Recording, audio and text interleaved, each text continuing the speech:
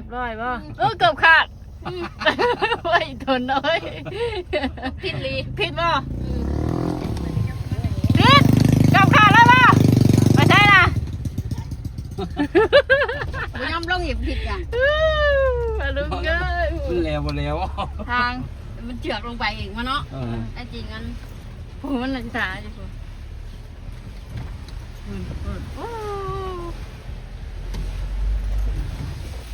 เอาไม่อ้วนไปสุกรถน้ำกันนี่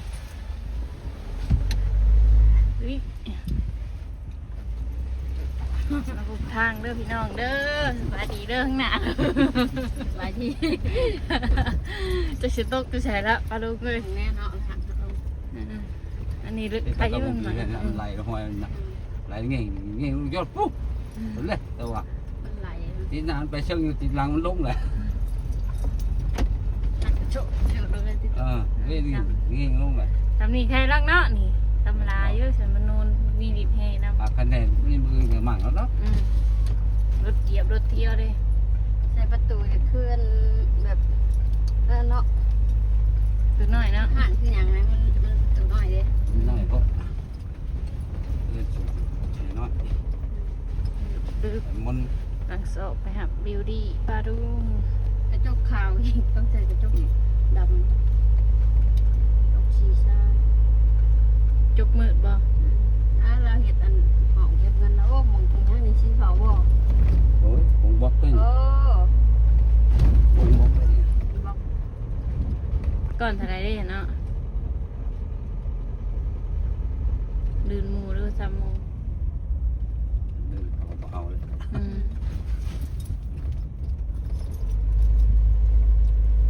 2,800 3,800ได้พังคือแพง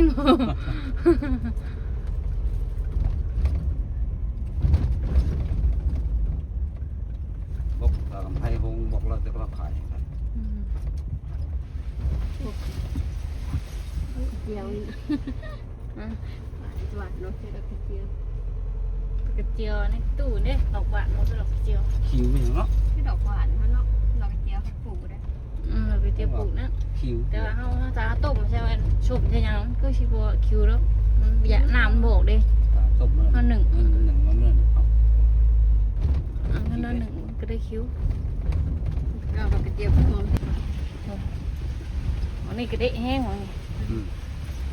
ไอ้เต็มเป็นคลองเนี่ยถามนี่คลองมันเท่านั้นตัวหน้าได้รถอันพอเราอยู่ตุกอันนี้โอ้หน้ามองนะข้างหน้าตะวันมันจะโตกลมจ้ะดีดีเขา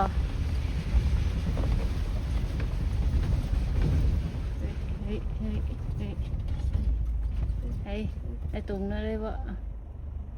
ไปยิ้มเป็ดจะพ้นที่ตัวขี้ตรง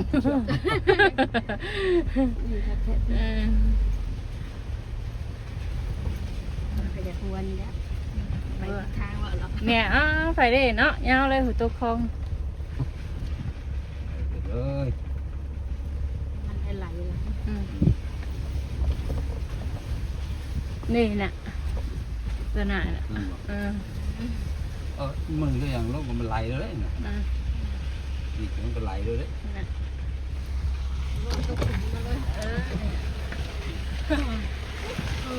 เจอไปพูดไหลเลยต้องมือใดเศร้านี่ดิเศร้านี่เนาะเขาออกไปเนาะตอนนี้มันมื่นไหลอยู่ชิเลยได้นี่ข้าพอไหมแต่มันขึ้นเองมั้งหรือวะมันแม่ตัวนี้เรียบร้อยเรียบร้อยแต่นี่นะดึงแล้วจะ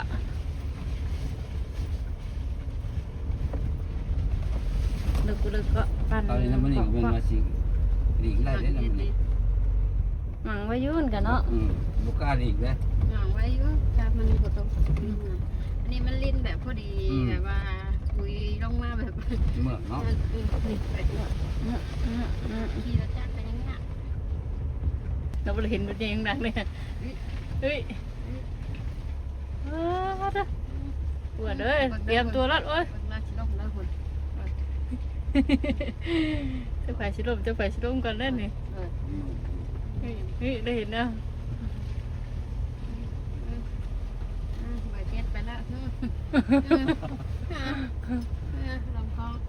เฮ้ยลื่นแล้วก็หมุนไปค่ะ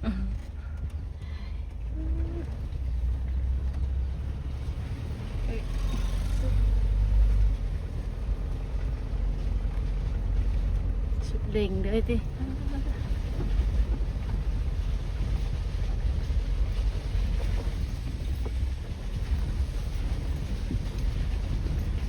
ตัวถอดเสื้อแล้วก็ เอาอีกรถเลย นี่มันมีแล้วยังหันเป็น เป็นคลองเนาะ รถอันวาวนั่นว่านในตู้น่ะตัวนั้น ยาเดี๋ยวมันต้องหัน ฝั่งนั้นละ เตียงดึงขึ้นหัว ดึงเข้าไปแล้วมันจิ้วอยู่หันแล้ว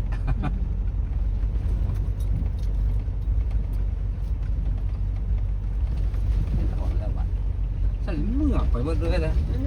มันดินใส่ก็ แล่นมาขวาขวาอะไร อันนี้บอลนี่บอล เลยฝั่งนี้ได้นี่นะ เดี๋ยวไปรอดจับ กัดกระเดากระเดาอยู่นี่ ตื่นละห้างแล้วเนาะ โอ้อันนี้ก็ได้ลงมือถูเนาะโอ้ดีแล้วบุชนนะบุชน ไหลขังมันเลย เอาไว้อยู่ ตัดกินล็อกวางแข็งเลยเอาไหลแล้วบาดตอนนี้กระดิกก็จักยกไปดิ่งน้อยเดียวเนาะผมไหลลงอ่ะเอาพอเราพิษนั่นดึงไปแล้วแซ่ว่ะจักกับบอกล้าที่ไกลนั่นกับแบบที่นี่แหละ ไปตู้ก็แล้วดีแบบใช่เนี่ย สุดเด่งจนหอดทางอย่าง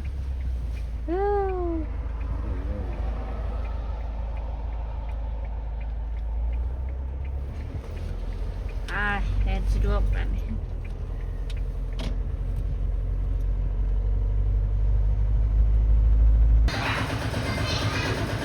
มาแล้วนางเอกหน่อยสวัสดีลูกสวัสดีนี่สวัสดีทั้งคู่เนี่ยมาให้แม่กระเป๋านะสวัสดีปลาลูกเนี่ยชมพูกันเลยนี่ไปหาปลาที่หมาดปลาลูกสวัสดีปลาลูกเนี่ยสวัสดีปลาลูกเนี่ยเฮ้ยบาย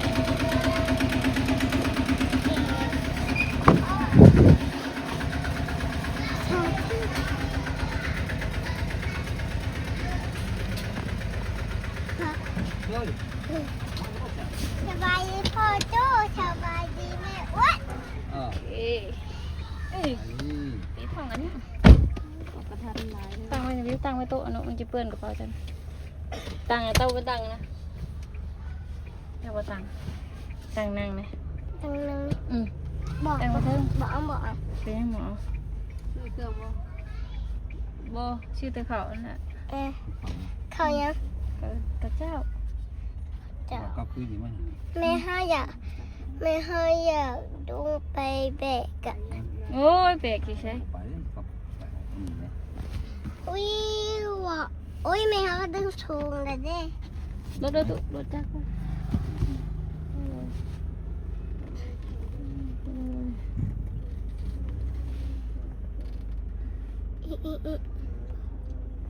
อุ้ย กูหูหักวิวกูหูจะกูหักบ่ ใคร ตะกยาน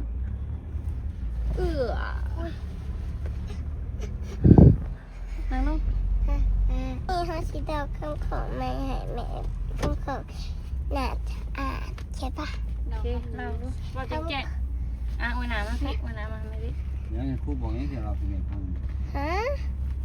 เรายังว่า มันเนี่ย จะมีนูเลย กำของใบหน้าสะอาด โอ้หน่วยน้อยล้านใส่ตักน้ำใส่ประจำตักน้ำแล คอยล้างเหียบห้อยแล้วจึงเช็ดหน้าด้วยพื้นผ้าเช็ดหน้าพื้นใหม่ร้านใส่ใจล้างหน้าทุกเช้าไผก็เว้าสะอาดงามตา จืดเลยอ่ะ ซ้ำนะเนาะไม่ว่ายังบ่จืดซ้ำเลย แล้วเท่าแล้วสิไปจื้อ ตั้งกระบิดยังบ่ตั้งกระบิดก็ยังบ่ได้ซ้ำ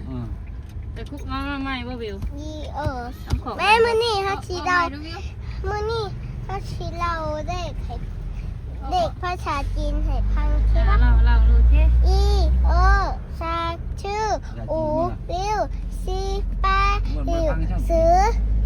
จื้อครับ ได้แปลเป็นยังเด็ก1เด็ก2ที่บ่ แม่นเลยว่าเด็ก1เด็ก2เด็ก3เด็ก4เด็ก5เด็ก6เด็ก7เด็ก8เด็ก9เด็ก10จะนับเป็นภาษาจีน แม่น แล้วมีอีกในคำใหม่นะคะขึ้นน้องหง3นี่มีคำใหม่หลายบ่ นี่ คำอย่างนี้ เดี๋ยวเขาก่อนเดี๋ยวเขาเราให้เขา เรา คำข่าวแม่น้ ไม่นำเราแล้วไม่น ำคำของผักพรคำของผักพร ำกับคนเรา คำของผักพรยามผักพรมีหลายเวลา กินข้าวมาแล้วนอนผักพรต้องเมียนบอนหลังจากตื่นนอน สาวครูสอนนอนแต่หัวคำตาจงจำคำครูสอนไว้ให้เห็ดได้สุขภาพแข็งแรง โอ้เก่ง อุ้ยขยัก เก่งหลายเก่งหลาย อีโอ เก่งเด้อ อีเอ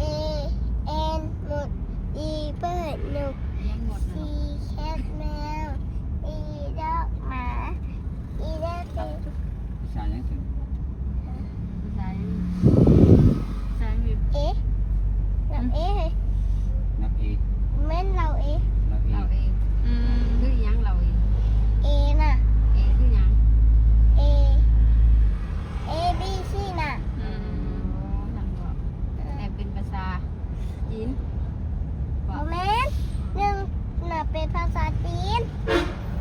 หนึ่งเป็นภาษาจีน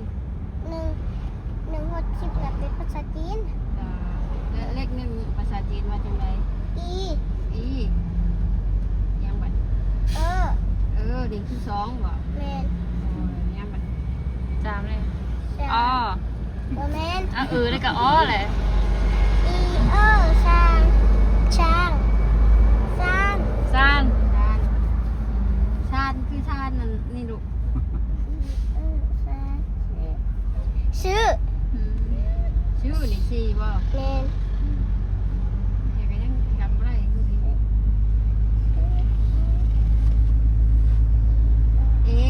สิบ่มี โอ้ย A B C D E F G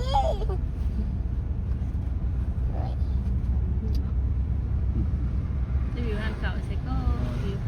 จื้อว่าหัน ดื้อ เก่า นะ ไม่จอดเนาะ ใครก็ นั่นน่ะน่ะน่ะน่ะนั่นน่ะน่ะ ยัง น่ะ ว่าซะ อันนี้อุ้ยขาสั่นอุ้ยแม่ขาสั่นอ่ะ ว่าก็โทรศัพท์กันก็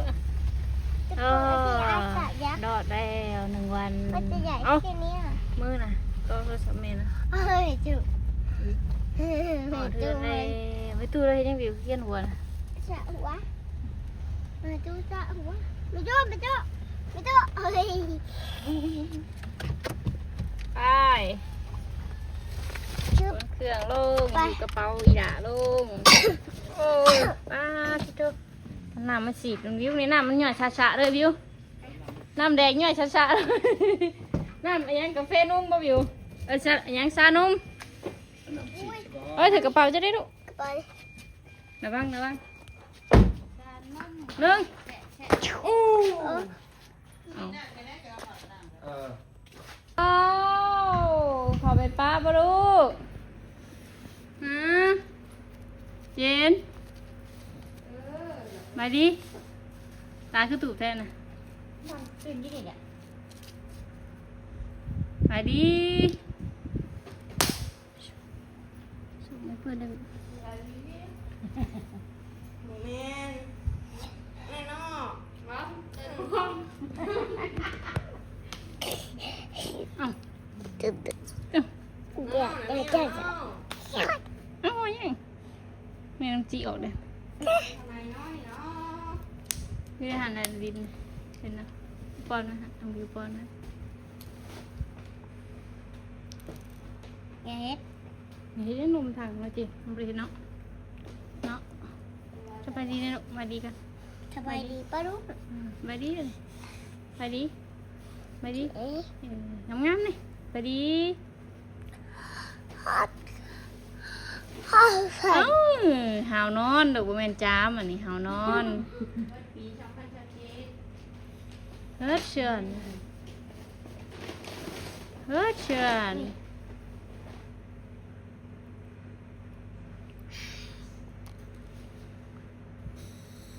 มีป้าน้ำหวาน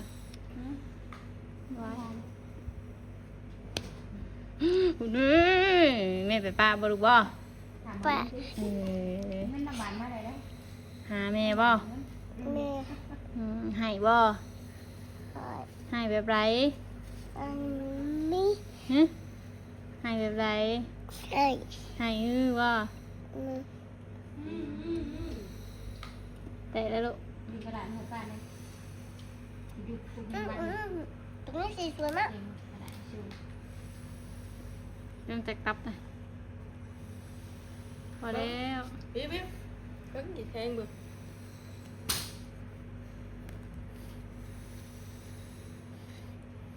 อืม